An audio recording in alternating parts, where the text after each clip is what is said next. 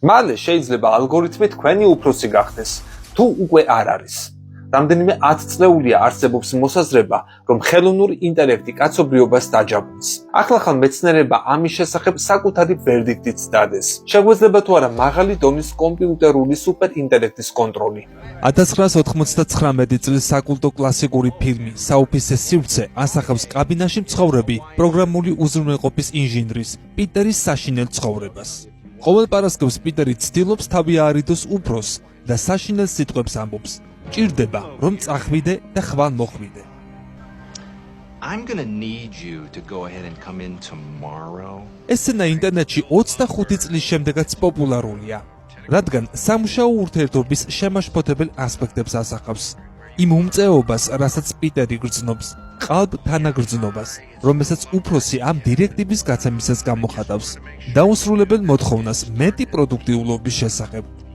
პოპკულტურაში საშინელი უფროსების გამოსახულებათა ნაკლებობა ნამდვილად არ არის. არსებობს ამ სახელწოდების ფილმიც კი, თუმცა ყველაფერი შეიძლება გაუარესდეს.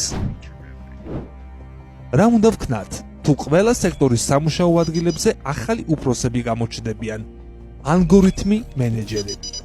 მედიაში ხშირად შუქდება მუშების შემცვლელი რობოტების პერსპექტივა, თუმცა ავტომატიზებული მხოლოდ ფიზიკური შრომა არ გახდება.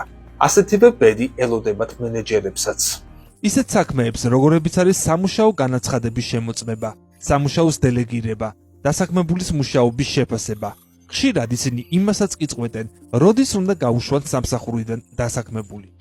ადამიანი მენეჯერებიდან დავალებების მანქანებზე გადაცემა სულ უფრო გაიზრდება, რადგან მეთვალყურეობისა და მონიტორინგის მოწყობილობები სულ უფრო იხვეწება. განსაკუთრებით პორტატული ტექნოლოგია, რომელსაც შეუძლია დასაქმებულის მოძრაობებს უთვალთვალოს. ალგორითმები ბიზნესის ხარჯებს ამცირებს, რადგან ავტომატიზებულს ხდის ამოცანებს, რომელთა შესრულებისთვის ადამიანებს უფრო დიდი დრო სჭირდებათ. ყველაზე დიდი რისკი, რომელსაც ხშირად განიხილავენ ჟურნალისტები, კვლევრები და პოლიტიკოსები, არის ალგორითმული მიკერძოება. ამის ყველაზე ცნობილი მაგალითია Amazon-ის ამჟამად ხმარებიდან ამოღებული CV-ს რეიტინგის სისტემა. ეს პროგრამა, რომელიც აპლიკანტთა CV-ებს 5 ბალიანი სისტემით აფასებდა, ხმარებიდან ამოიღეს, რადგან მამაკაცთათვის დამახასიათებელ CV-ებს ის მუდმივად უფრო მაღალ შეფასებას აძლევდა, ვიდრე ისეთებს, რომლებიც ქალისას გავდა.